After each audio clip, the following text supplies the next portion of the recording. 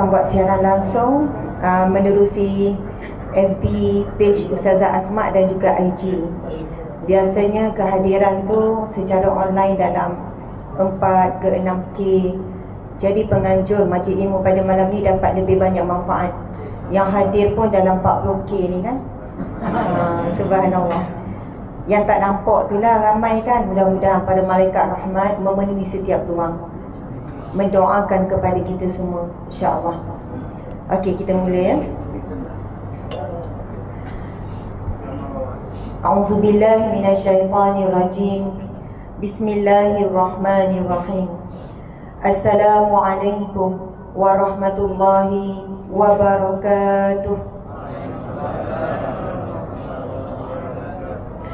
Alhamdulillah.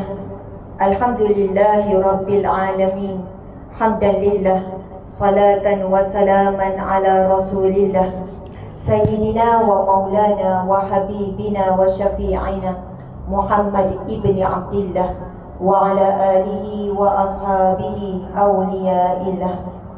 Alhamdulillah, segala pujian kita rafakkan, kita tujukan kepada Allah Subhanahu wa ta'ala.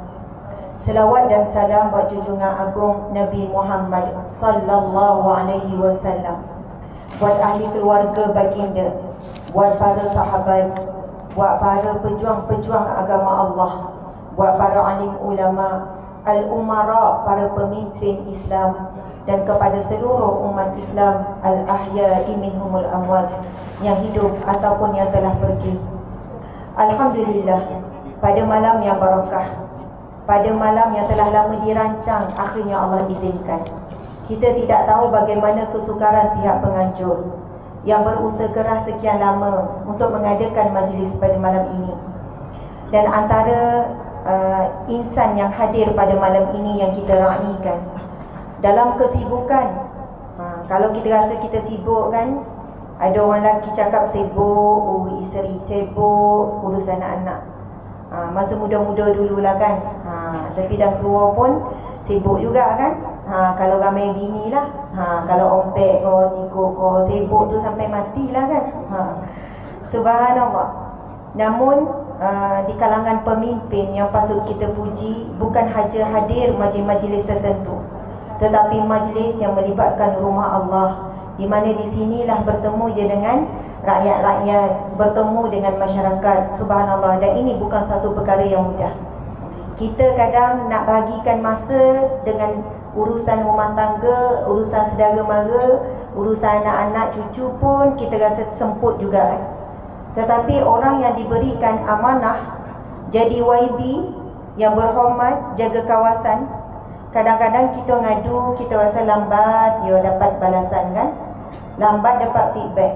Sebab kita ingat kita yang ngadu, padahalnya satu hari tu berapa ratus, terlalu banyak untuk diuruskan. Jadi subhanallah, kita mendoakan pemimpin-pemimpin yang benar-benar menjalankan amanah. Allah berikan kekuatan dan ganti masa yang telah diluangkan untuk masyarakat, untuk ummah, Allah gantikan dengan kerehatan yang sebenarnya di dalam alam barzakh. Yang saya maksudkan adalah kehadiran kita pada malam ini disertai oleh YB Abdul Razak bin Abdul Sa'id bin AB Sa'id, Adun kawasan Gemas. Subhanallah, terima kasih YB di atas kehadiran. Seterusnya yang berbahagia, itulah Ustazah ada tengok semua nampak macam YB ni. Subhanallah, yang YB Abdul Razak. Mana YB kita? Ini YB Zainab, ya, memang ada ni. Subhanallah, YB Zainab pun hadir. Subhanallah. Saya ni baca je kan apa yang ditulis. Mana YB kita? Subhanallah. Betul tu YB? Masya Allah. Jarang tu YB duduk celah ramai-ramai tu kan. Saya ingat yang pakai lawa-lawa ni YB kan. Rupanya ahli majlis lebih dari YB lagi. Bersamping siap. Ni yang muskil ni kalau pakai samping ni kan. Lepas ni tunggu balik kan, tak pergi majlis lain kan. Aku ada majlis lain senyap-senyap kan. Jadi alhamdulillah YB nya berada di belakang. Nantilah kita pusing tunjuk YB, tak macam YB lah kan. Masya Allah. Dan ada YB Zainab, mantan YB Zainab. Okey, sebelum ni YB Gemas, YB Zainab, minta maaf ya. Dan ni memanglah boleh cakap Nogori, tapi orang Terengganu. Suami pun orang Terengganu. Nak selamatkan diri tak kenal YB tu kan. Tapi macam tu lah. Suka nak cakap Nogori ni Kira makhraj tu betul tak? Idgham. Boleh cukup idgham cakap Nogori tu. Tapi memang suka dah menetap sini lah. Anak-anak pun ramai dah bersalin kat sini 7 orang anak. Subhanallah, alhamdulillah. Seorang lah suami Okey, alhamdulillah. Terima kasih YB Zainab, YB Abdul Razak, yang berbahagia Puan Aisyah binti Seman, penyelaras dun kawasan Gemas. Subhanallah. Tuan pengerusi masjid, tuan-tuan imam dan barisan AJK Masjid Jami' Gemas, pengerusi surau dan seluruh kepimpinan masyarakat, semua para hadirin yang dirahmati Allah sekalian yang berada di sini dan juga berada di alam maya. Subhanallah, alhamdulillah.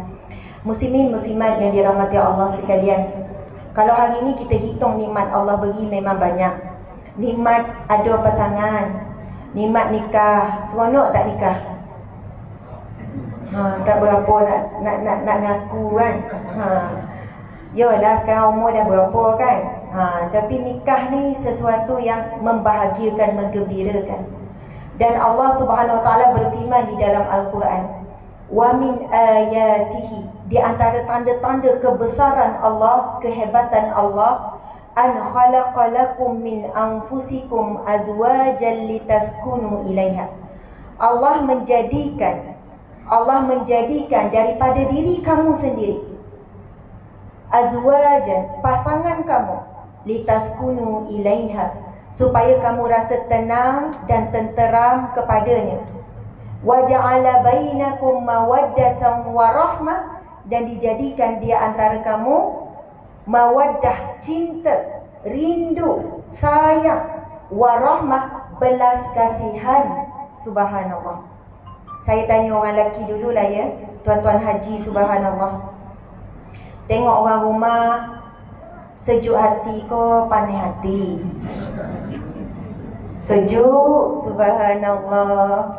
Kan kadang menggigil tu kan, sejuk tu. Menggigil tu macam takut tu kan. Subhanallah. Seorang yang sejuk, yang lain semua panas hati. Sakinah. Allah berfirman di antara tanda-tanda kebesaran Allah, Allah jadikan daripada diri kita pasangan, litaskunu ilaiha, supaya kamu rasa tenang, tenteram kepadanya. Di sini para alim ulama mensyarahkan banyak maksud tenang. Antaranya mententeramkan hawa nafsu. Sebab Allah jadikan fitrah kita ada keinginan cenderung kepada perempuan bagi lelaki, kepada lelaki bagi perempuan. Dan nak melembut dan nak melunakkan hawa nafsu tersebut melalui jalan fitrah yang suci, iaitu perkahwinan. Dan apabila kita boleh menyalurkan hawa nafsu yang fitrah itu, yang suci itu dalam hubungan suami isteri, maka tenanglah hawa nafsu tersebut menjadi lunak, lalu membawakan ketenangan dan membawakan kehusyukan di dalam ibadah. Lalu bolehlah kita menjaga pandangan mata kita. Jika pun terangsang dengan sesuatu yang haram, maka disalurkan kepada sesuatu yang halal dan suci. Bahkan pernah ditanya kepada Rasulullah sallallahu alaihi wasallam. Rasulullah SAW ditanya, "Ya Rasulullah," ini hadis yang sahih. Sahabat Nabi ni seorang yang fakir, al-fuqara wal masakin, sangat-sangat miskin. Bila Nabi menyebutkan tentang ayat infak ataupun sedekah, wakaf, orang-orang miskin akan rasa sedih. Lalu salah seorang daripada mereka bertanya, "Ya Rasulullah, untunglah orang kaya. Untung orang kaya ya Rasulullah. Kami zikir, mereka juga berzikir. Kami salat, mereka juga salat. Kami puasa, mereka juga puasa. Tapi untung si kaya ya Rasulullah. Mereka bersedekah, tapi kami tidak mampu." Allahu Akbar. Kemudian Nabi SAW menjawab, "Bagi kamu, subhanallah, Alhamdulillah, Allahu Akbar. Itu pahala sedekah bagi kamu. Dan kamu bersama berhubungan dengan isterimu adalah dikira sebagai sedekah. Lalu sahabat ni bertanya, ya Rasulullah, adakah dengan berjima bersama hubungan suami isteri itu dikira sebagai satu sedekah? Diberi pahala, dikira sebagai ibadah? Kemudian Nabi menjawab, apa pendapatmu? Sekiranya disalurkan keinginan tu kepada perkara yang haram, yakni berzina? Lalu sahabat itu menjawab, minta maaf rupanya tak dengar ya. Lalu sahabat itu menjawab, haram ya Rasulullah, berdosa besar ya Rasulullah. Lalu Rasulullah berkata, begitulah, apabila menyalurkan apa saja fitrah melalui jalan yang halal, maka kamu dikira diberi ibadah sedekah, pahala sedekah. Allahu Akbar. Sebab itu tak kira umur berapa sebenarnya kan. Masya Allah. Mungkinlah pada peringkat umur 50, 60 lain, hubungan itu dalam bentuk yang lain. Tetapi perlunya ada hubungan dari segi sentuhan, dari sudut untuk menunjukkan kasih sayang itu mengikut cara masing-masing, tapi perlu berterusan sampai akhir hayat. Ustazah mukadimah dah start macam ni kan. Lagilah rasa tak nak gerak rasa kan. Tak nak bergerak. Masya Allah. Muslimin muslimat dimati Allah sekalian, tajuk kita pada malam ini iaitu indahnya keluarga acuan baginda. Indahnya keluarga acuan baginda. Tadi saya mulakan dengan soalan, tengok orang rumah sejuk ke panas hati? Ramai yang jawab suam-suam yo. Tak ada lah panas sangat, sejuk pun tak ada. Itu tengok orang rumah sendiri. Tengok orang rumah orang lain, tak tengok. Masya Allah. Kita tanya orang perempuan pula, hajah-hajah, perempuan, ibu-ibu, tengok muka orang rumah. Orang rumah juga ke? Orang lelaki panggil rumah ke orang luar rumah? Kadang saya tanya orang lelaki kan, pakcik macam mana rumah, apa khabar? Kek rumah lah, dah orang rumah. Pakcik orang mana? Kedai kopi. Subhanallah. Macam mana kita kaum wanita, kaum muslimat sekalian, tengok suami kita sejuk hati ke panas hati? Sejuk, panas, sayang. Subhanallah.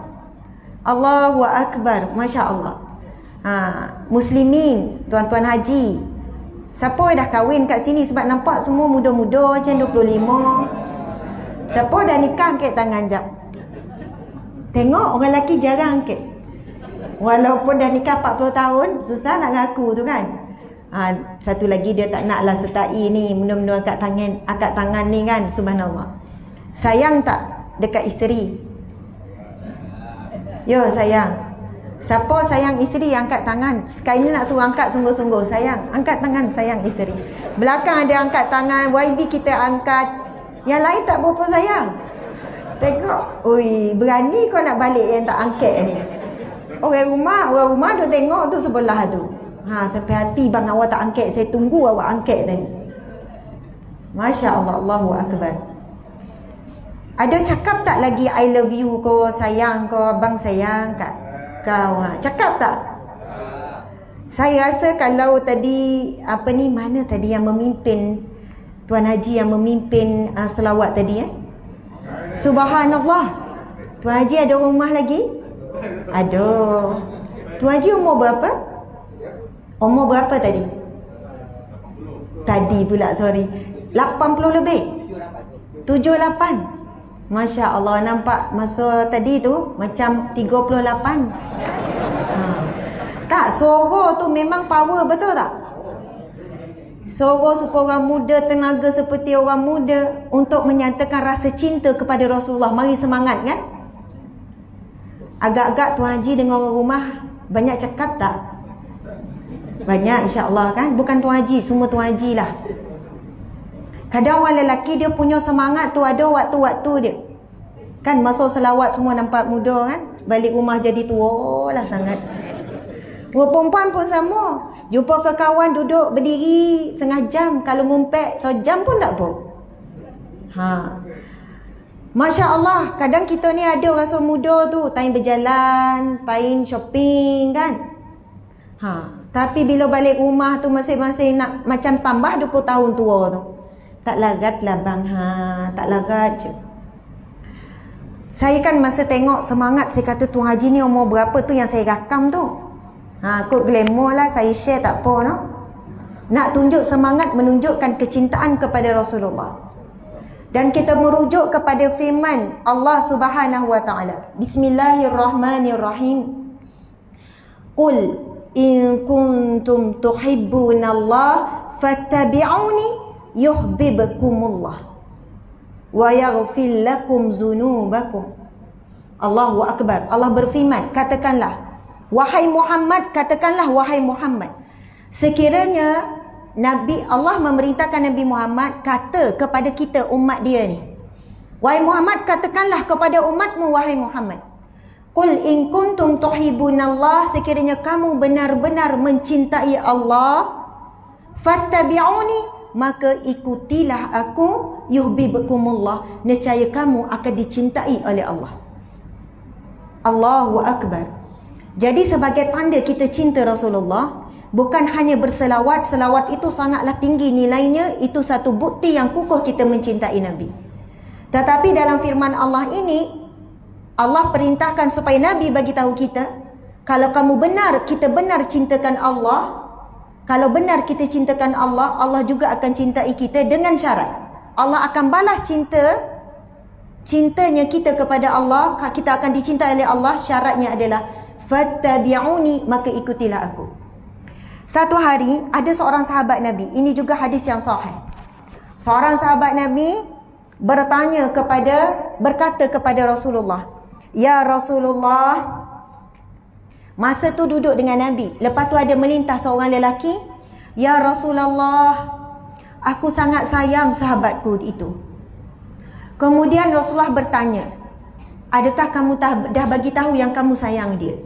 Tak ya Rasulullah, aku tak bagi tahu apa-apa, tapi dalam hatiku sayang dia ya Rasulullah. Lalu Rasulullah pun berkata, sekarang kamu pergi kepada dia dan bagi tahu kamu sayang kepada dia. Inni uhibbuk, sesungguhnya aku mencintaimu lillah, kerana Allah. Subhanallah. Sebab itu sunnah Nabi, Nabi juga suka mengucapkan kalimah cinta dan sayang kepada isteri, kepada anak kecil, kepada anak, kepada menantu. Sebab Nabi sendiri mengajarkan kalau kamu sayang seseorang, kena cakap. Tapi ada di kalangan kita kata, dah tua-tua Ustazah, buang tabiat nak cakap I love you, nak cakap sayang kau apa, dah tua, sayang tak perlu diucap, cukuplah bukti. Tapi kenapa Nabi suruh cakap? Sebab keperluan emosi wanita Nabi tahu. Wanita tahu suami dia sayang, tapi bila dengar tu kan, makcik-makcik kan, kalau suami cakap sayang lah apa jadi domam kau. Dengan terkejut, bang, bakpo kenapa awak ni tiba cakap I love you love you jadi I love you lah pula kan. Dia pun telefon anak-anak orang rumah ni kan, isteri ni, hujung minggu ni balik lah ya, cakap anak-anak, cakap semua, ayah kau dah macam dah ada tanda dah ni. Kenapa mak? Tak pernah dia cakap sayang ni ya. Dah nikah 50 tahun ni baru cakap ni ha. Kau ada apa-apa yang kau ni ya? Nak buat perangai kau apa ni? Allahu akbar. Sebab tak membiasakan sunnah Nabi sampai jadi pelik.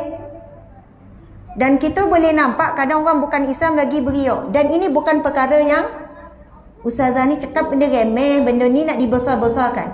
Sunnah Nabi bukan perkara remeh. Bila kita buat, pahala, berkat turun, rahmat Allah turun. Saya bawa ada 2 buah buku tentang amalan-amalan sunnah himpunan Nabi dengan para isteri. Nabi kongsi buah gigi. Kita mungkin tak sampailah tahap tu. Kan boleh Ustazah nak kongsi buah gigi baru. Kedua, dah cuci bersih-bersih baru boleh guna. Siapa pernah kongsi buah gigi? Bahkan Nabi bila nak bersugi, sebelum Nabi guna, Nabi minta Aisyah guna dulu. Lepas tu Sayyidatina Aisyah dah bersihkan, Nabi guna. Nabi suruh Aisyah bersihkan dulu. Ini bukan cerita rekaan, semua daripada hadis, daripada riwayat-riwayat yang sahih. Nabi sikat rambut isteri, isteri sikat rambut Nabi. Siapa pernah sikat rambut orang rumah dia? Angkat tangan. Susah nak jawab ustazah. Banyak bona tak buat ni sunnah Nabi ni. Kata cinta Nabi, kata sayang Nabi kan. Kisah Sayyidatina Aisyah sikat rambut Nabi tu sangatlah comel. Ketika ini Sayyidatina Aisyah uzur berada di rumah, dan kita tahu mana rumah Aisyah. Sayyidatina Aisyah rumah dia mana? Raudah tu lah.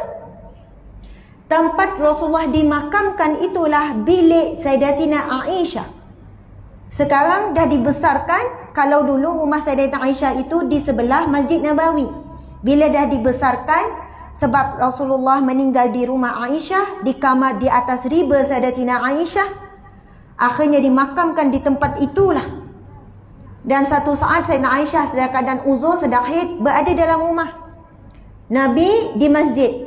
Lepas mayang, biasalah ada kuliah, ada perjumpaan. Satu masa Nabi ni panggil, Nabi SAW memanggil Sayyidatina Aisyah daripada dalam masjid.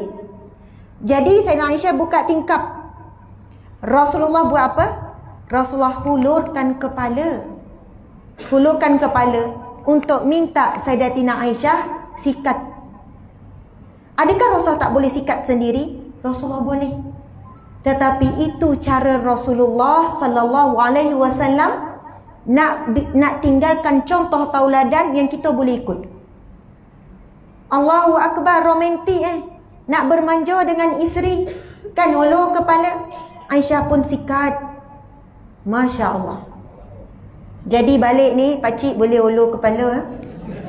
Makcik perlu cakap dah tak ada rambut dah ustazah, kan? Dah tak ada rambut macam mana ustazah? Baru tahu ni sunnah Nabi, tak pernah dah 30 tahun nikah ni tak pernah sikat ni. Tak suka kan ajar kan. Tak apalah tak ada rambut pun gosok-gosok lah kan. Berdoa lah tambah tumbuh balik rambut tu kan. Tak apa. Sebenarnya bila sikat rambut ni seronok. Suami sikat rambut isteri, sikat, dah beruban dah sayang. Kuk panggil sayang lah ya. Dah berubah, dah berubah. Cakap ganu lah pula. Dah berubah dah awak ni ya. Yalah kita dah tua, awak lagi tua. Kan borak-borak. Kalau gaya macam ni dah tak lama dah ni. Awak lagi lah copek. Awak langsung tak ada rambut. Kadang-kadang kita boleh borak-borak tu kan, bermuhasabah dan sebagainya. Dah tanda masuk isyak. Boleh teruskan? Okey. Muslimin muslimat yang dirahmati Allah sekalian, apabila Nabi diminta oleh Allah, meriah ya. InsyaAllah nanti kita azan, lambat sikit pun tak apa lepas habis kuliah. Muslimin muslimat dirahmati Allah sekalian, dalam perjalanan tadi saya mari berfikir, sebab apa kisah Nabi, dan Nabi tinggalkan contoh kepada kita, bukan cerita sodak-sodak je, bukan cerita manis saja. Rasulullah pernah memulaukan isteri 29 hari sebulan. Sebab bulan tersebut hanya ada 29 hari. Memulaukan isteri, tak bercakap, tak balik mana-mana rumah isteri. Tak bersama dengan isteri. Sebab ketika itu diketahui oleh Sayyidatina Aisyah dan juga seorang lagi isteri Nabi sedang buat kempen apa? Bukanlah kempen, tapi sedang menghasut dan mengajak supaya semua isteri Nabi meminta supaya nafkah dinaikkan. Peristiwa ini berlaku sekitar tahun ke-5 Hijrah. Maksudnya lebih kurang 7 ataupun 8 tahun sebelum Rasulullah wafat. Dan masa ini lebih kurang umur Nabi 58 ataupun 59 tahun. Dan saya nak sebut, ibu ayah sekalian, Rasulullah tinggalkan contoh romantik-romantik tu bukan masa muda. Sebab itu kita tak boleh cakap dah tua, tak ada lah macam tu. Cerita Rasulullah romantik dengan Sayyidatina Aisyah, dengan isteri-isteri Nabi ni, sebab Rasulullah bernikah dengan Aisyah ketika umur Nabi 53 tahun. Maksudnya cerita romantik ketika Nabi dah pun warga emas. Jadi ia boleh dicontohi oleh orang muda dan juga orang yang berusia. Allahu Akbar. Cerita tadi tu, bila isteri menuntut dengan Nabi SAW supaya dinaikkan nafkah, dan Rasulullah rasa sangat kecil hati. Sampai ada satu keadaan, isteri Nabi dah susah hati ni sebab Nabi dah lama tak bertegur apa, memulaukan isteri nak beri pengajaran ni. Sampailah Saidina Abu Bakar dan Saidina Umar. Sebab apa? Keduanya sahabat Nabi dan duanya tu besan Nabi. Abu Bakar dengan Saidina Umar datang, "Ya Rasulullah, sekiranya aku tahu ada di kalangan isteri-isterimu meminta sesuatu yang kamu tidak mampu beri, maka kami akan akan cekik." Saidina Umar ni dia kata nak menggembirakan Rasulullah sebab nampak Rasulullah sangat sedih. "Izinkanlah aku cekik." Kemudian Rasulullah cakap, "Mereka yang menyakitiku ataupun membuatkan aku sedih ini ada di sekeliling kamu." Lepas tu Saidina Umar pergi dekat anak dia Hafsah, Saidina Abu Bakar pergi dekat anak dia Aisyah. Lepas tu Saidina Umar buat tangan tu macam nak cekik anak dia, tapi bukan, Rasulullah sampai ketawa. Sahabat ni nak menggembirakan Rasulullah sallallahu alaihi wasallam. Tapi bila saya baca sebab peristiwa ini berlaku, kenapa isteri Nabi sanggup meminta nafkah dinaikkan dalam keadaan tahu Nabi menanggung beban yang berat, isteri yang ramai, anak yang ramai, menanggung tanggungjawab yang berat dan sebagainya. Rupanya ia berlaku setelah berlakunya perang, yang mana peperangan itu mendapat kemenangan besar bagi umat Islam, dan umat Islam dapat memiliki, dikurniakan harta rampasan perang yang tidak pernah sebanyak itu, sehingga kan penduduk Madinah yang selama ini kehilangan harta benda dapat balik harta benda mereka, dan muhajirin yang berhijrah daripada Mekah juga mendapat, ada yang dapat kebun dua, ada yang dapat itu, semua dapat. Dan Rasulullah juga mendapat bahagian yang begitu banyak, 1/5 daripada harta rampasan perang.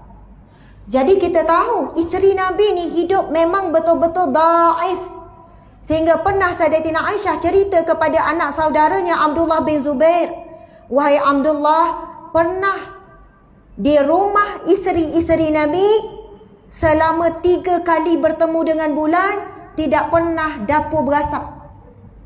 Dan dapur tak berasap bukan malih macam kita sekarang lah, Food Panda kan, restoran tu, restoran ni. Tetapi tidak ada apa-apa yang boleh dimasak, tak ada daging, tak ada apa-apa boleh dimasak. Abdullah bin Zubair bertanya, "Wahai ibu saudaraku, apa yang ahli bait, apa yang isteri-isteri dan Nabi makan?"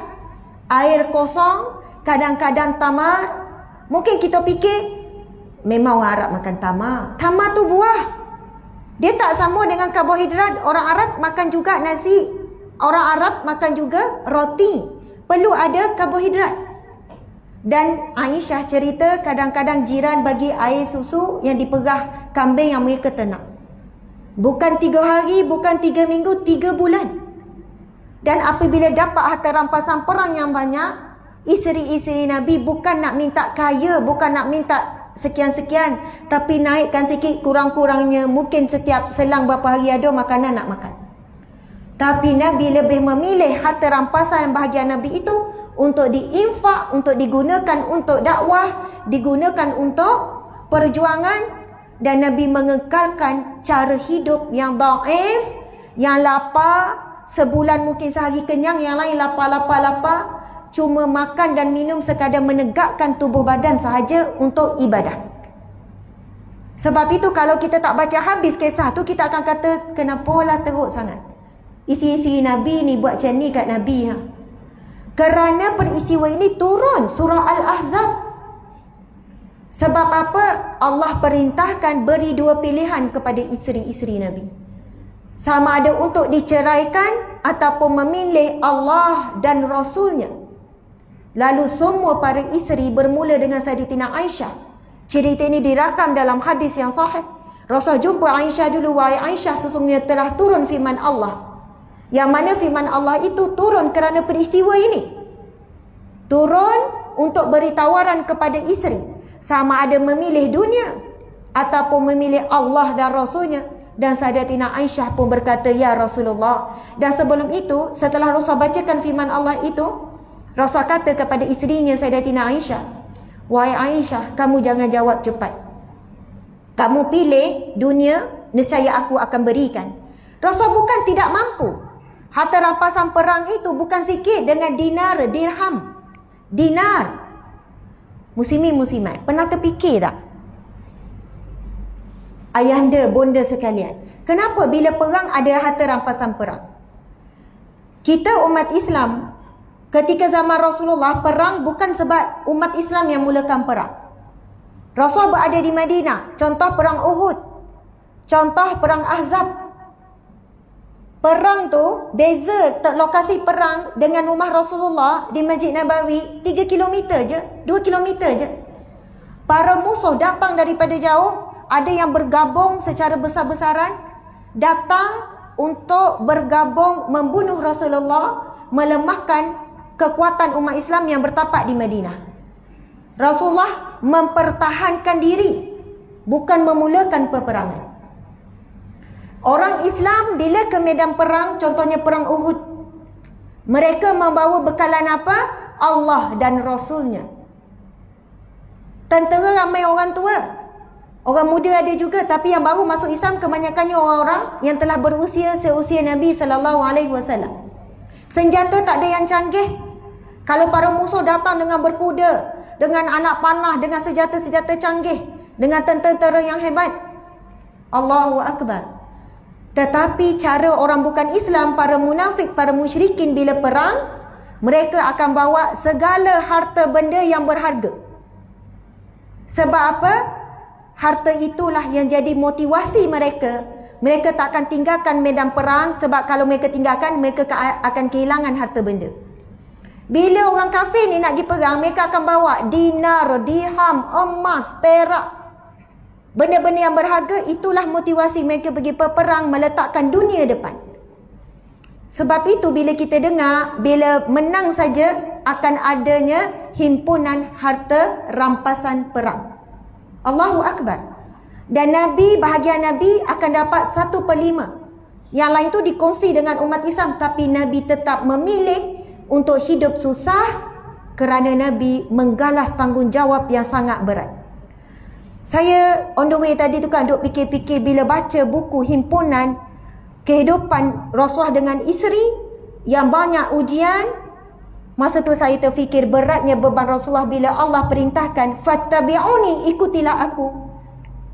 Jadi Nabi jaga sungguh apa saja Nabi nak buat. Nabi fikir umat dia. Kalau Nabi memilih untuk hidup mewah, bagaimana dengan umat? Kalau Nabi pilih untuk hidup senang, bagaimana dengan umatku yang fakir miskin?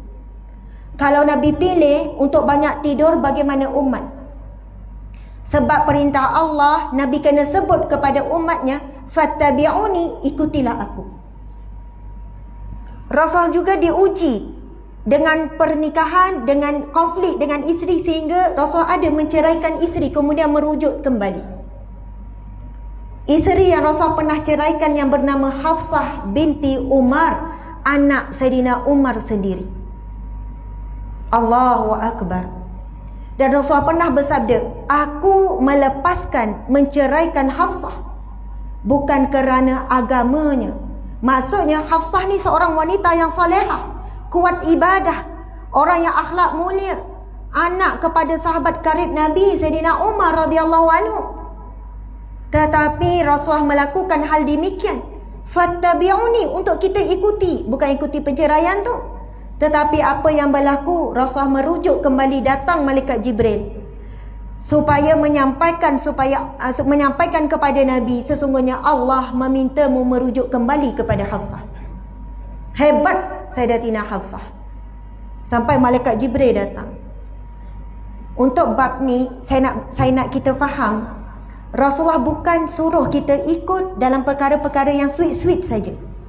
Bila kita berlaku konflik, masalah di rumah tangga, fattabi'uni, ikut juga cara Rasulullah. Rasulullah sabar menghadapi kerenah isteri. Rasulullah menghargai isteri tu, ya, Rasulullah sangat suka menghargai isteri. Rasulullah meraihkan sifat wanita.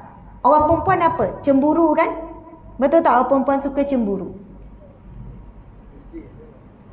Mestilah. Orang lelaki cemburu tak? Ui laju Tuan Haji tak? Tak. Yolah sebab isi Tuan Haji tak buat sesuatu yang Tuan Haji cemburu. Oh perempuan jaga. Tapi kalau tengok isteri kita duduk senyum-senyum kan, dengan orang lelaki lain, ada rasa tak? Mesti ada rasa. Cemburu, ha? Awak ni kan nak tegur sikit, ha? Satu hari, masam yo dengan saya ni, ha? Tapi tadi jumpa Tok Imam, kan main senyum. Senyum kat Tok Imam. Kan main senyum. Dengan saya dari pagi masam mengajuk. Mesti ada rasa tu. Isteri pun sama. Rasulullah memang meraihkan cemburu isteri. Rasulullah tidak pernah kata cemburu itu satu dosa. Allahu Akbar. Kan ada cerita Sayyidina Aisyah menjatuhkan pinggan tu. Masa tu Rasulullah berada di rumah Sayyidina Aisyah, datang tetamu sahabat-sahabat Nabi. Isteri-isteri Nabi yang lain memang ada rasa cemburu dengan Sayyidina Aisyah. Sebab bila Rasulullah berada di rumah Sayyidina Aisyah, masa tu barulah ada orang nak berkumpul. Tetamu datang pun bila tiba giliran Rasulullah berada di rumah Aisyah, baru tetamu nak datang. Jadi isteri-isteri Nabi ni pun ada rasa cemburu kepada Aisyah. Sehinggalah satu ketika dalam buku ni juga diceritakan. Saya berapa kali ulang dah, seronok baca kisah-kisah Nabi dengan isteri. Sehinggalah satu ketika Rasulullah berada di rumah Aisyah, sahabat Nabi sedang berkumpul, ada isteri yang lain bagi makanan. Adalah Rasul geram tu Aisyah. Kenapa orang hantar makanan ni? Ni rumah time Rasulullah di rumah, giliran Rasulullah di rumah saya ni. Di rumah aku ni, kenapa tiba-tiba dia nak hantar makanan pula? Aisyah lah yang sediakan makanan. Dan benda ni memang ada syarah para ahli ulama.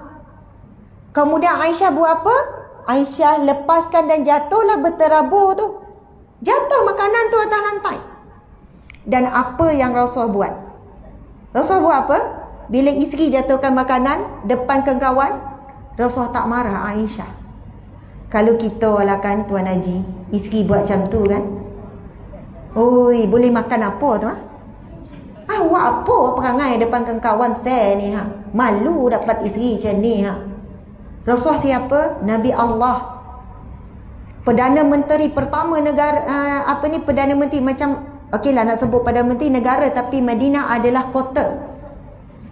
Pemimpin nombor 1, kota Madinah. Pemimpin khalifah seluruh umat Islam. Ya Allah, depan sahabat-sahabat dijatuhkan pinggan, Rasulullah kutip. Rasulullah bagi semula kepada Aisyah supaya gantikan pinggan lain untuk dipulangkan kepada isteri yang bagi makanan tu. Isteri bagi makanan tu pun macam dalam keadaan rasa cemburu. Saja nak kacau Aisyah tu, saya saja kirim makanan. Lalu Rasulullah cakap apa kepada sahabat-sahabat?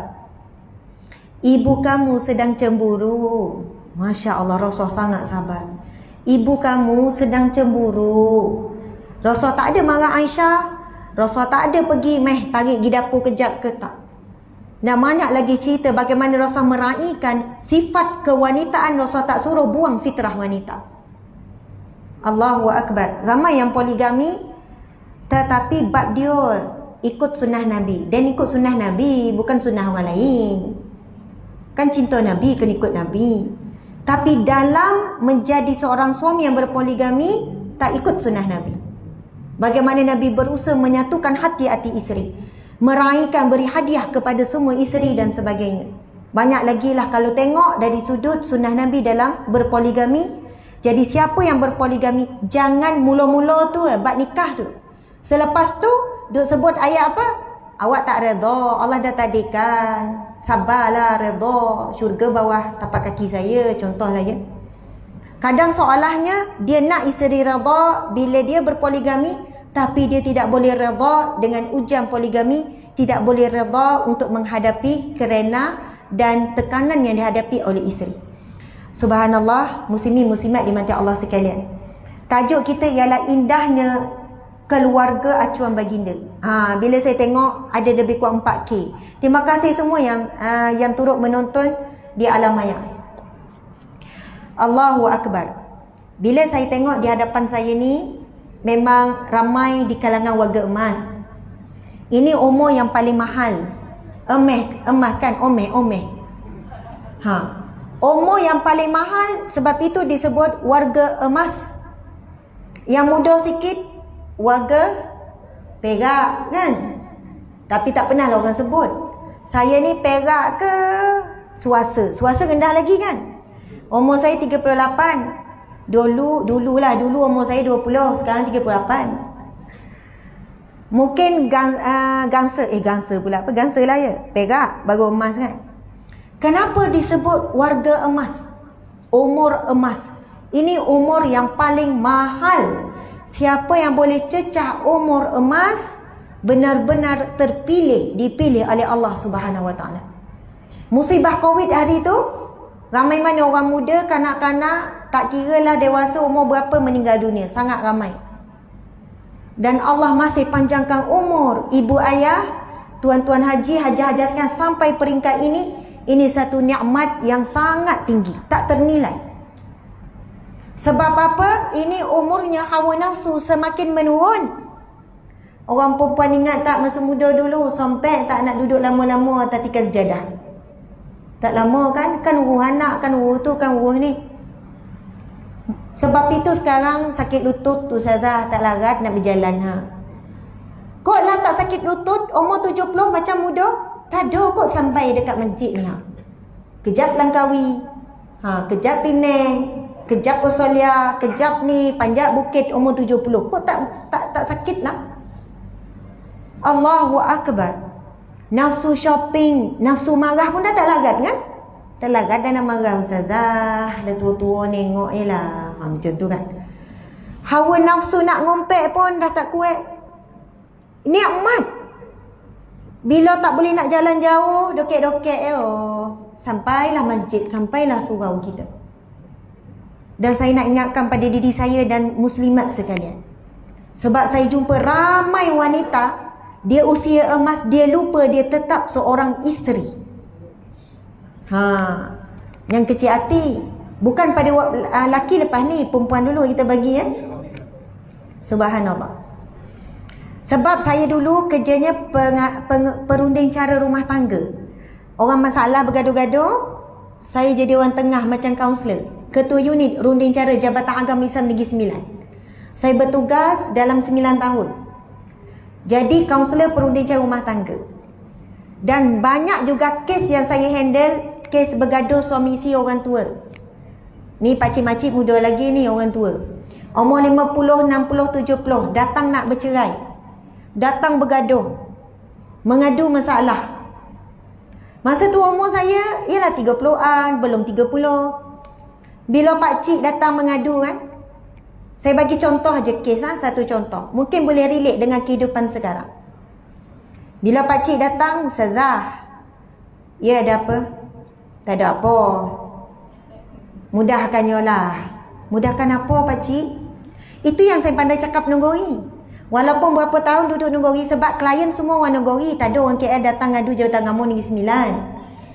Itu yang saya boleh cakap Nogori. Mudahkanlah. Mudahkan apa? Dia nak cerai. Dan ni tak ada apa.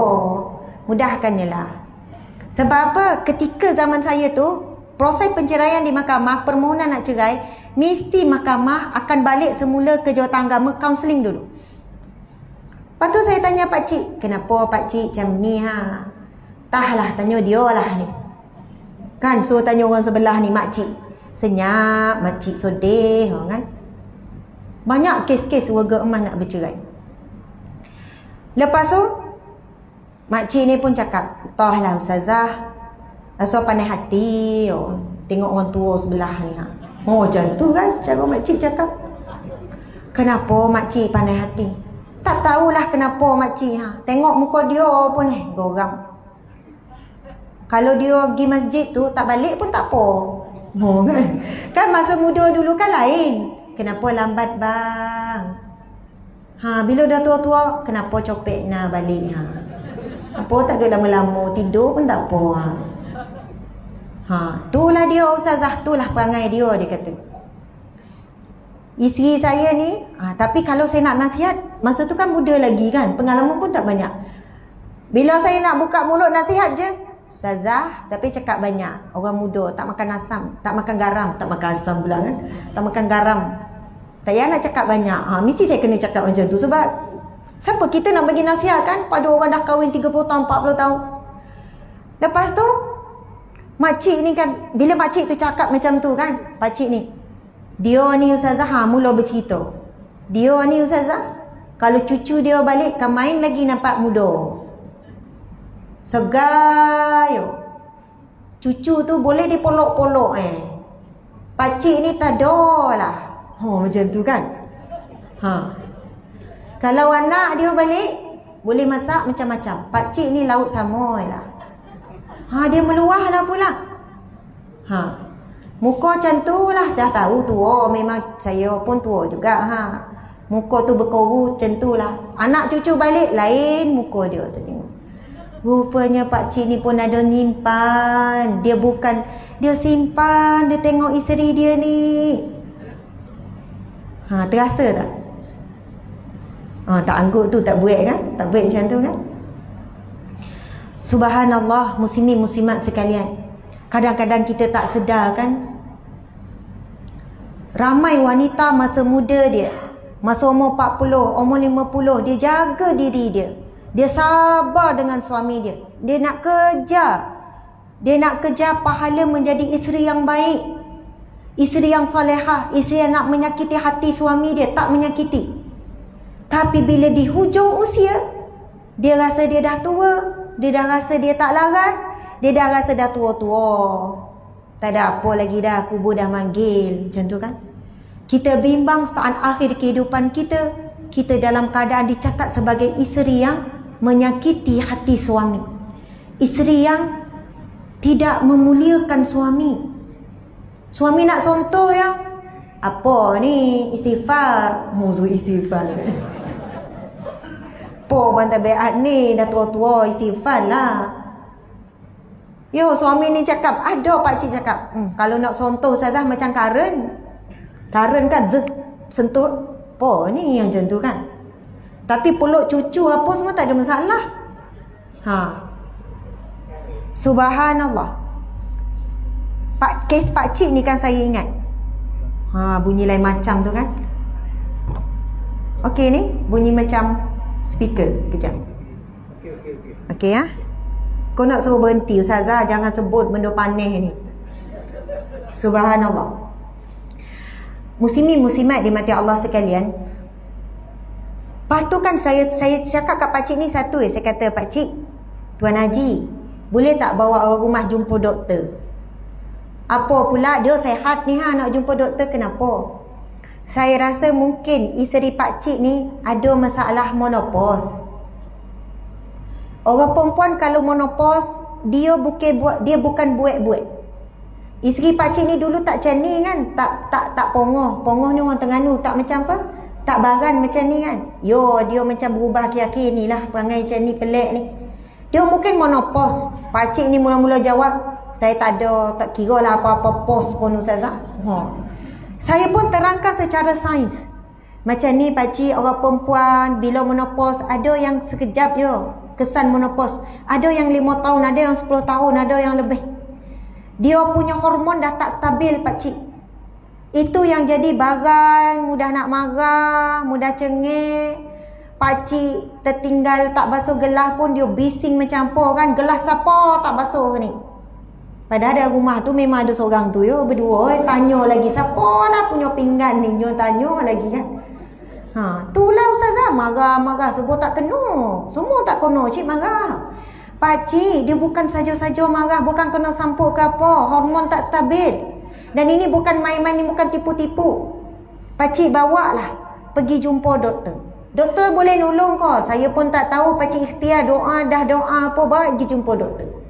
Dan alhamdulillah pakcik tu bawa sungguh isteri dia pergi jumpa doktor. Allahu Akbar. Doktor ambil lah darah, ambil lah buat cek apa semua kan.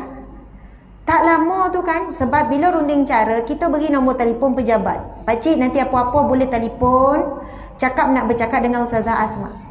Saya tak ingat sama ada saya telefon pakcik tu ataupun pakcik tu telefon saya. Tapi dalam perbualan tu kan, macam mana pakcik? Alhamdulillah Ustazah, dah ada magnet dah sikit-sikit Kan dah nak melekat-melekat sikit. Lain, alhamdulillah nampak ada perubahan. Doktor buat apa tadi? Itu pakcik tah dia ada bagilah ubat, katanya nak stabil hormon. Bukan bahaya, bukan ubat bahaya pun.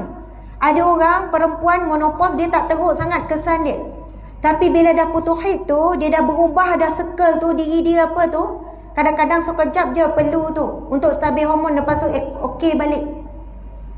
Barulah rasa bila sentuh tu tak rasa macam nak marah, rasa baran dan sebagainya.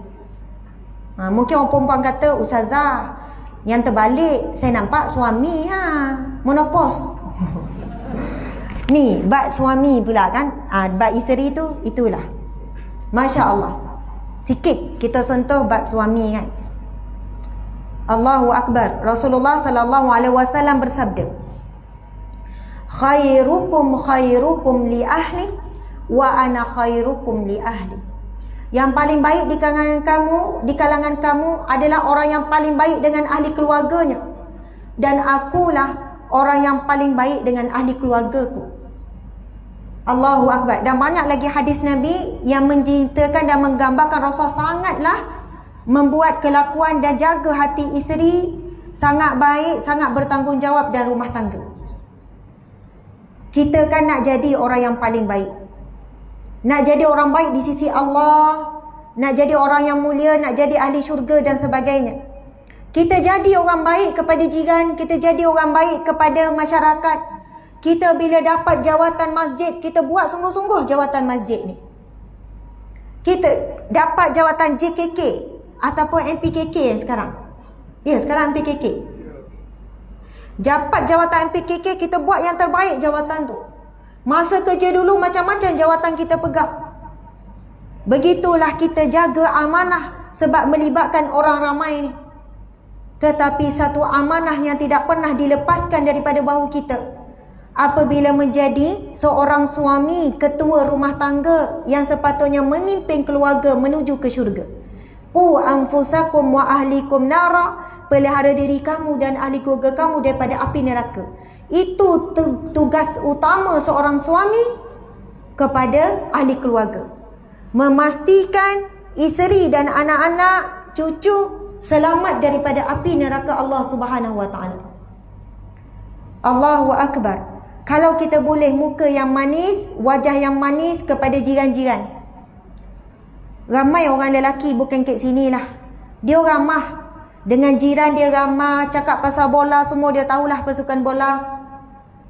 Cakap pasal cuaca pun dia boleh kupas. Cakap pasal bencana alam pun semua benda lah dia boleh kupas. Masa kalau borak tu kan banyaklah idea tu. Kadang sejam 2 jam. Tapi berbalik rumah diam. Bang makan? Yo. Minum bang? Yo. Bang tidur lah yo. Yo.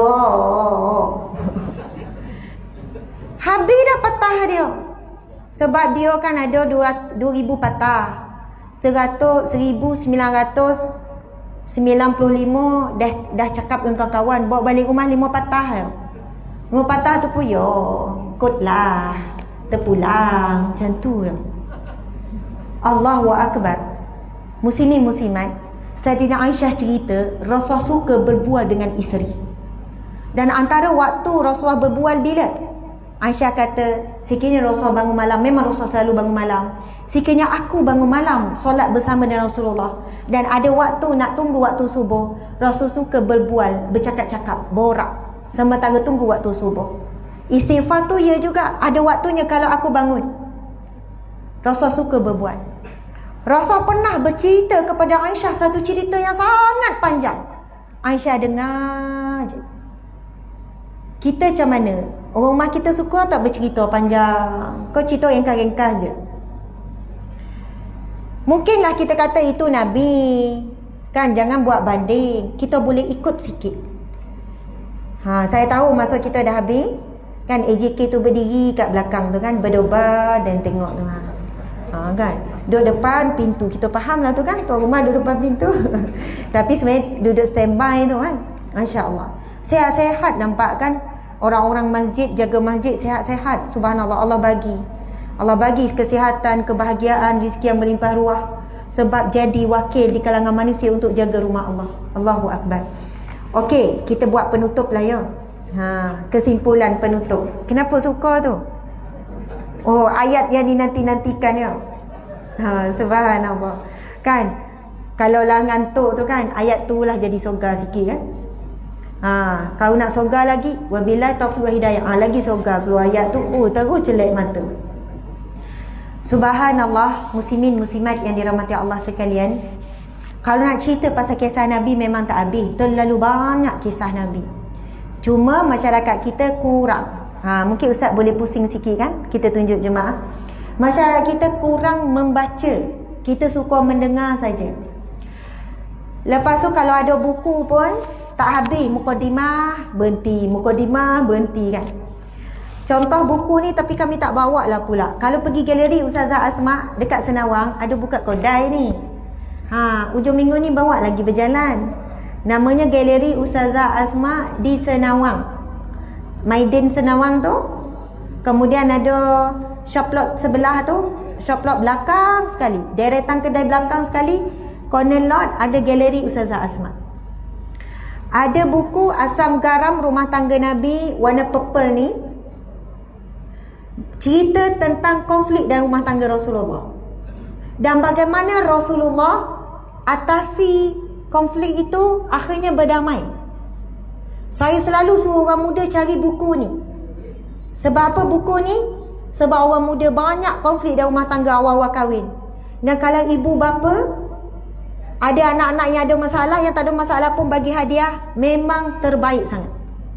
Sebab bila baca buku ni, kalau siapa online nak beli buku ni, boleh pergi ke galleryuah.com saja. Rupanya apa yang kita lalui hari ni, masalah-masalah rumah tangga, Nabi pun lalui. Dan Nabi tunjuk contoh macam mana nak selesaikan masalah tu. Tapi kita ni sebab tak mengkaji, tak biasa baca dan tak tahu. Bila ada masalah, mikir-mikir sendiri macam mana nak selesai. Ataupun buat cara ikut hawa nafsu, ikut fikiran.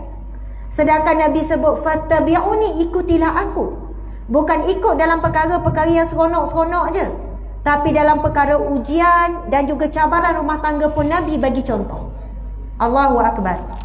Kemudian buku warna merah ni kan, ini menghimpunkan kisah-kisah romantik rumah tangga Rasulullah. Sebab itu bila baca dua buku ni, saya sendiri kejap gelak sebab tengok lucunya Rasulullah dengan isteri. Rasul pandai bergurau dengan isteri. Bergurau. Kita suami isteri ada tak buat lawak? Ada kan buat lawak kan?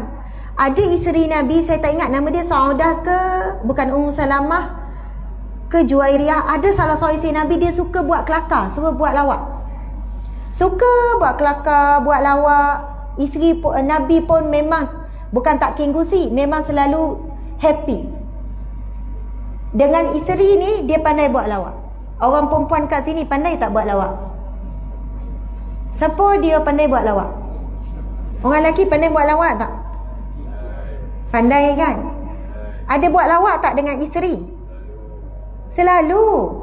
Mana yang, siapa yang cakap selalu tu?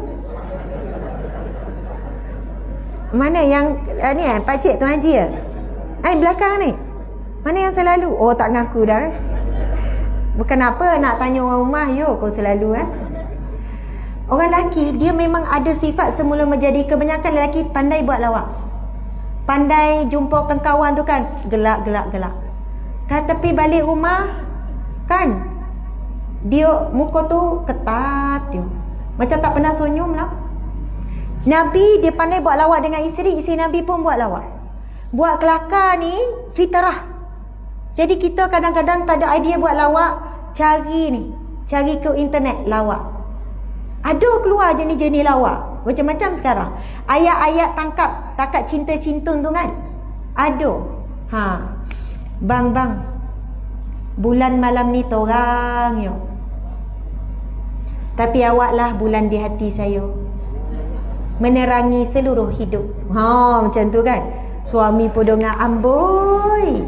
Suami pun cari juga Google, nak bala apa ni. Subhanallah. Bila baca Asam Garam romantik Rasulullah ni, ada kita nangis, ada kita rasa ya Allah manisnya. hebatnya Rasulullah dalam memberi contoh bab rumah tangga. Dan semua cerita itu dikisahkan oleh isteri-isteri Nabi. Bukan ditunjukkan. Ada yang ditunjukkan di khalayak ramai, tapi ada romantik tu antara Nabi dengan isteri, dan isteri cerita tujuan supaya kita boleh ikut. Subhanallah, alhamdulillah, Allahu akbar. Jadi, okey Tuan Haji. Ya. Jangan lupa puan Firman. Ya. Rijal qawwama 'alan nisa. Subhanallah. Allahu akbar. Takbir. Allahu akbar. Semangat tu haji kita. Dia kata ustazah penceramah, puan penceramah, dia kata. Pakcik kita ni kata, jangan lupa ustazah, ar-rijalu qawwamuna 'alan nisa. Lelaki itu lebih kuat ataupun ketua ataupun pelindung kepada wanita. Subhanallah, Allahu akbar. Sekarang musim hujan kan? Subhanallah. Ada tak suami yang ambil payung, payungkan isteri? Aduh. Nampak hujan tu kan? Tunggu. Awak tunggu. Dia pun pergi kat bonet kereta, ambil payung, buka pintu isteri. Meh. Ya Allah bang, baiknya awak. Bukan apa kalau awak domam, tak ada orang nak masak. Macam tu kan? Masya Allah. Tak apalah sebab apa pun, tapi sebenarnya sayang. Kadang dia malu nak ngaku tu kan. Buat macam tu, Masya Allah, bukan saja-saja, pahala pun curah-curah. Nabi SAW bila isteri nak naik atas unta, Nabi tadah tangan untuk isteri pijak naikkan atas unta. Kalau kita baca kisah Nabi, kita rasa macam ya Allah, malunya kepada Nabi. Kita ni siapa? Bukan manusia mulia. Nabi maksum, kekasih Allah. Tapi bila Nabi berada di rumah, Nabi tinggalkan segala pangkat. Nabi jadi benar-benar seorang suami. Bila Nabi sampai ke rumah isterinya yang bernama Saudah, antara isteri Saudah ni isteri yang berumur yang agak tua. Nabi tak nunggu untuk disediakan air minum, tapi Nabi terus sing lengan, bantu isteri buat kerja rumah. Bantu untuk uli gandum, untuk kisar benih-benih biji gandum. Kita sekarang tak ada suami bawa balik padi kan? Ni padi. Pandai-pandai lah ya, sat lagi nak makan. Suami bawa balik beras kan? Dah siap. Tapi zaman Rasulullah, kenapa Sayyidatina Fatimah luka-luka dan keras tangannya? Sebab apa? Gandum, biji gandum tu dikisar, ditumbuk-tumbuk. Bukan dah siap gandum putih bawa balik, tak. Tapi daripada biji tu dia bawa balik. Sebab itu kerja rumah di zaman Rasulullah, sahabat-sahabat mesti sama-sama membantu. Dan sangatlah mulia kalau suami-suami kat sini, suami-suami yang mendonga, bila balik rumah isteri nak ambil air, tak apa, awak duduk. Saya tahu awak ponek, awak jaga cucu, awak ponek, saya tahu awak duduk. Awak nak air apa? Ya Allah, isteri mungkin sesak nafas masa tu. Terkejut kan? Apa salah Selama ni isteri tanya, bang nak air apa, kopi ke teh? Buat je sekali semua perkahwinan kan sekali. Tak apa, kali ni awak duduk, saya buat air. Awak nak air apa? Ya Allah, Allahu akbar. Isteri Nabi cerita apa? Kalau isteri Nabi sakit, demam, Nabi buat apa? Nabi ambil air, Nabi lap. Nabi menguruskan isteri yang sakit. Nabi akan menjampi, bukan jampi ruqyah. Nabi ambil air, Nabi akan baca doa. Nabi pun bagi isteri minum. Kalau demam tu, Nabi menyejukkan badan isteri dengan air. Tapi zaman sekarang, demam siap-siaplah pergi klinik. Isteri pun dengan tak larat, bawa pergi klinik. Apa salah pimpin? Bawa. Lepas tu balik isteri kan nak makan ubat. Dah makan belum? Belum. Jangan nak membazir ubat tu Tahu sakit makanlah. Dan tak lalu makan kedai ni, cepat dah sikit. Allahu akbar. Lagi sakit Apa salah bawa air, bukat ubat, bukat mulut, kan? Masuk. Lepas tu bagi, macam ni lah bang, nak sakit hari-hari boleh tak? Kan? Sebab suami layan. Ya Allah, akhlak Nabi SAW. Dah makin kuat bunyi tu kan. Nak kena berhenti. Baik-baik, saya akan berhenti dah ni. Oh, pandai kan AJK Masjid kan. Kalau dah habis masuk tu kan, speaker tu dia bunyi berdengung. Supaya penceramah rasa tak selesa. Tak ada, saya gua-gua jangan kecil hati ya. YB kan, mungkin nak kena speaker baru kan YB kan. Subhanallah. Okey, Masya Allah. Kita guna try mikrofon lain kan. Ada satu lagi. Okey, subhanallah. Yo, nak berhenti dah ni, sabar. Kita nak penutup.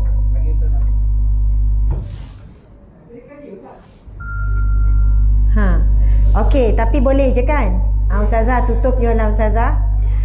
Masya Allah, Alhamdulillah, pada malam ini kita telah bercerita beberapa kisah Nabi SAW untuk kita ambil pengajaran.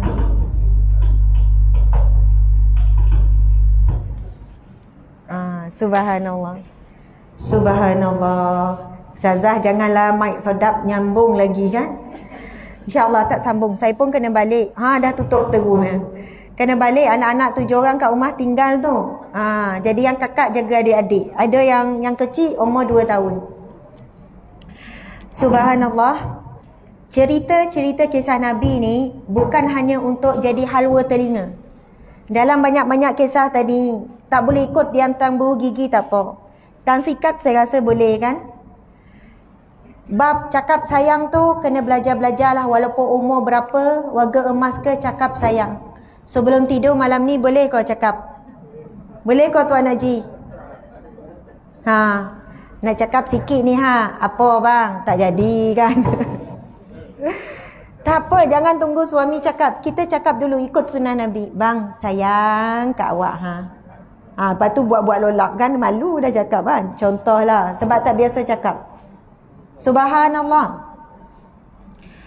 Tengok mana sunnah Nabi yang mampu kita ikut. Dan di usia akhir pernikahan, kena jaga sungguh-sungguh sebab kita tak nak mati dalam keadaan kita menyakiti hati isteri dan isteri menyakiti hati suami. Bab menyakiti ni kadang-kadang diberatkan sangat kepada isteri. Jangan sakit hati suami, jangan nanti jadi isi daka, nanti kan diazab. Sedangkan menjaga hati isteri juga adalah tuntutan. Kalau kita menyakiti hati manusia lain, bukan isteri, bukan anak-anak pun berdosa. Menyakiti hati isteri lagilah dosa tu parah lagi daripada menyakiti hati orang lain. Kita kadang-kadang menjaga lidah dengan orang luar, jaga lidah dengan jiran, tapi tak jaga lidah dengan pasangan. Allahu Akbar. Dan saya sudahi dengan hadis Nabi SAW sekali lagi. Nabi bersabda, khairukum khairukum li ahli. Yang paling baik ataupun yang paling sempurna iman, yang paling baik akhlak di kalangan kamu adalah orang yang paling baik akhlaknya dengan ahli keluarganya.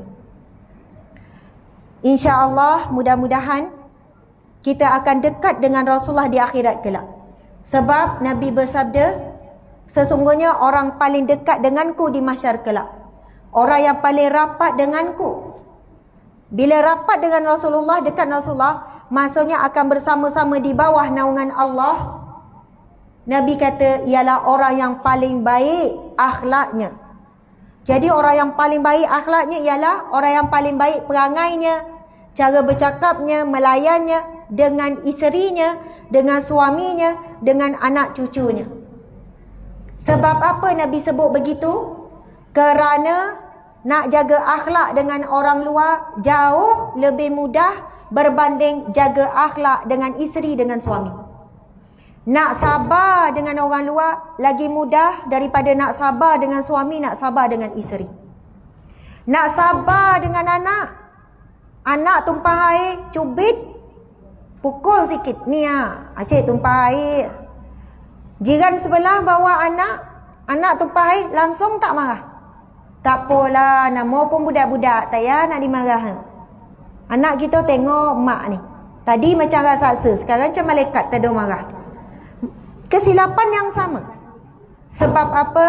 Kerana syaitan, di dalam hadis Nabi SAW, hadis yang sahih, Nabi beri gambaran apabila berkumpul para syaitan iblis ni ketua.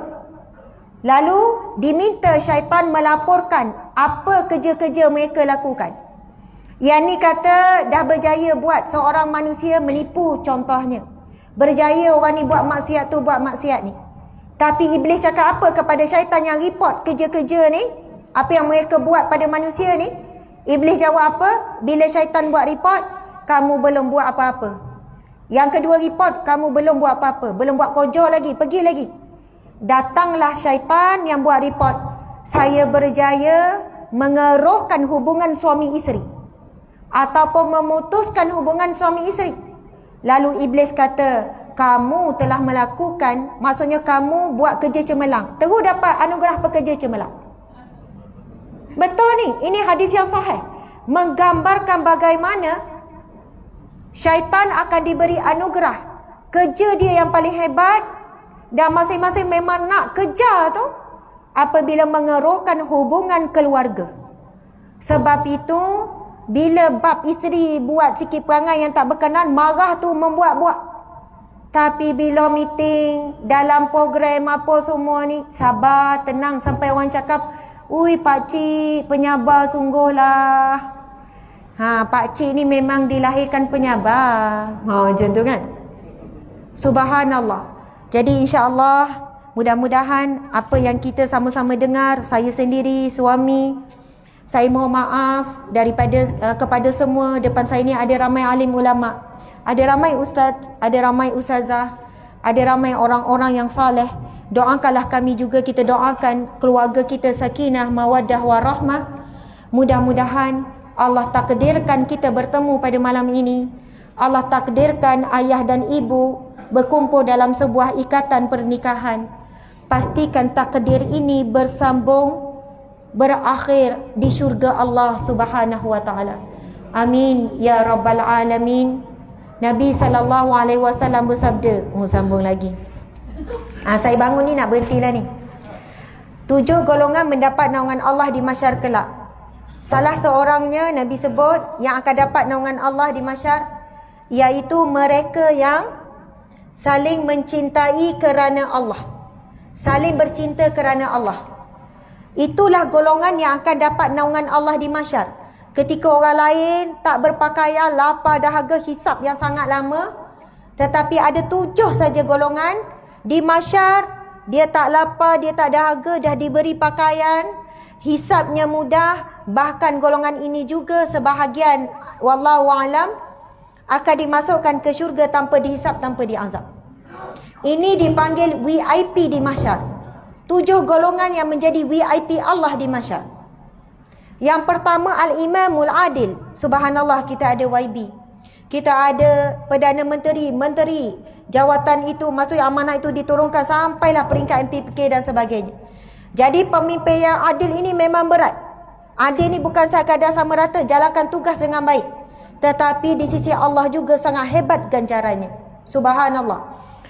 Saya tak sebut 7, cuma nak sebut salah satunya adalah mereka yang saling berkasih sayang, saling mencintai kerana Allah. Sebab itu orang yang mencintai kerana Allah, datang apa jua ujian, isteri menyakiti hati, maafkan, doa, redha, nasihat baik-baik. Suami menyakiti hati, kumpul pahala sabar, 30 tahun sabar dengan suami, 40 tahun sabar. Bila mati di mahsyar kelak, Allah Subhanahu wa taala berfirman, innama yuwaffas sabiruna ajrahum bighairi hisab. Sesungguhnya Allah akan mencukupkan pahala ganjaran untuk masuk syurga melalui pahala sabar. Dan bila orang sabar masuk ke dalam syurga, lalu Allah berfirman, salamun alaikum bima sabartum. Salam sejahtera ke atas kamu disebabkan sabar kamu. Jadi ada orang hidup berumah tangga 30 tahun menghimpun bahagia. Ada orang 30 tahun menghimpun pahala sabar. Jadikan rumah tangga kita, keluarga kita jalan ke syurga. Kalau benar mencintai kerana Allah, kita akan besarkan maaf, besarkan redha, besarkan sangka baik, berpimpin tangan walaupun dah tua, sekali-sekala pimpin tangan tak ada hal. Kan, janganlah rasa kekok sangat sekali-sekala tak ada orang pimpin tangan kan. Kita akan rasa apa? Ya Allah, mudah-mudahan tangan ini akan memimpinku masuk ke syurga. Amin ya rabbal alamin. Sekian, wabillahi taufiq wal hidayah. Assalamualaikum warahmatullahi wabarakatuh. Terima kasih kepada semua ya. YB terima kasih, pengerusi semuanya. Dan kami nak minta izin lepas selesai ni kan, semua kan dah akan solat, kami terus bergerak. Jadi makanan pun tapau kan, kita akan tapau masya-Allah. Jadi saya mohon maaf kalau tak sempat jumpa ibu-ibu ya. Esok kan anak sekolah, jadi kami sampai pun nanti ke Seremban kira-kira dalam pukul 11 macam tu kan, 9 hingga 10, lebih kurang lah 10.30 sampai.